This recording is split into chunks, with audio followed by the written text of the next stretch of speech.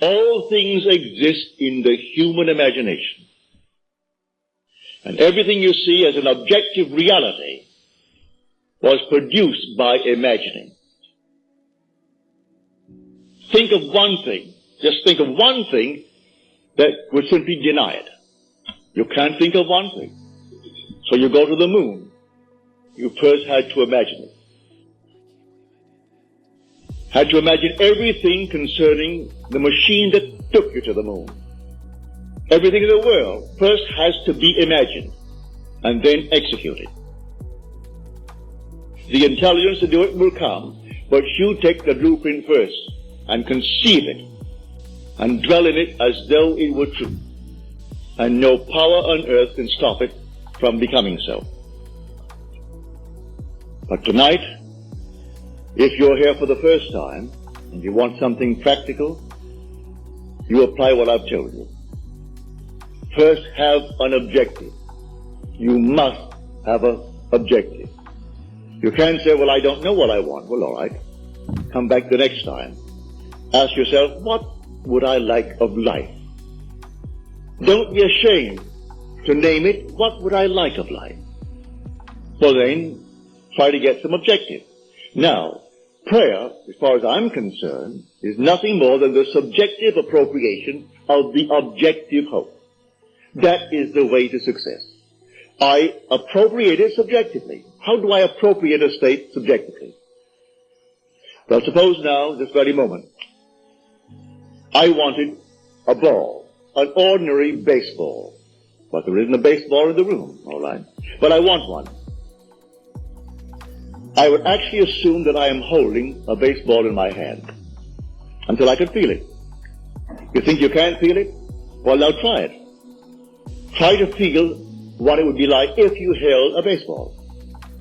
Now, to prove that you have held it, see what it feels like, the difference now, a tennis ball. See any difference?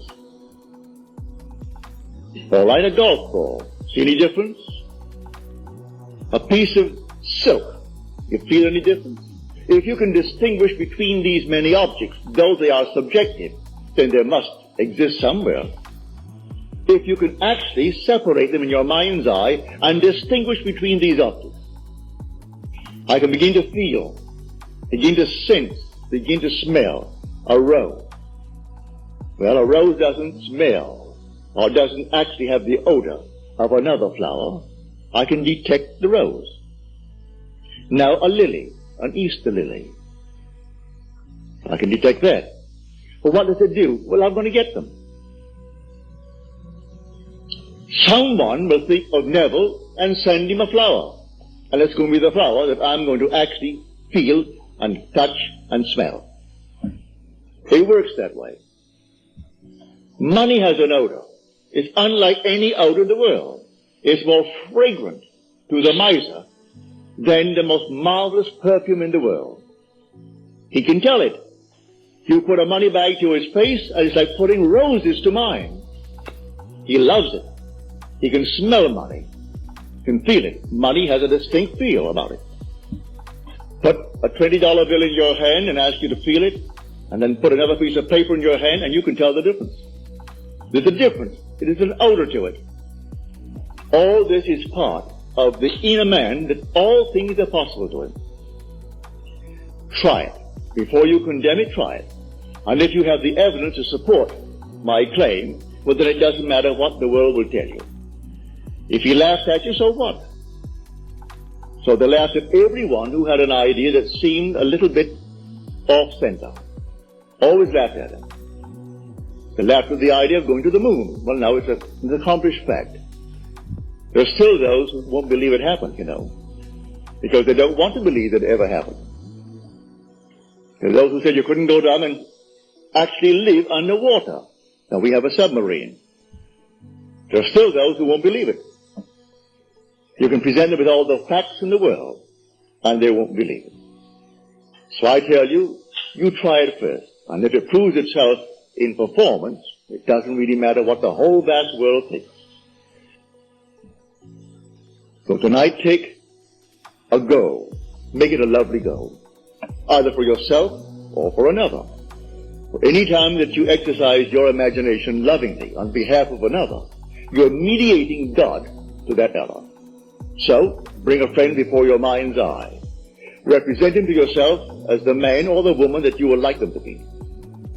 And don't tell them, ask for no praise, just assume that they're talking to you and telling you the most marvelous news about themselves. And you congratulate them on that good news. And go your own way. Believe in the reality of that imaginal act. It may happen tomorrow. It may happen the day after, or a week later, or a month later. It has its own appointed hour, and it is ripening, and it's going to flower. So don't be concerned. Leave it alone, and it will come to pass. So this is what I mean by feeling is the secret.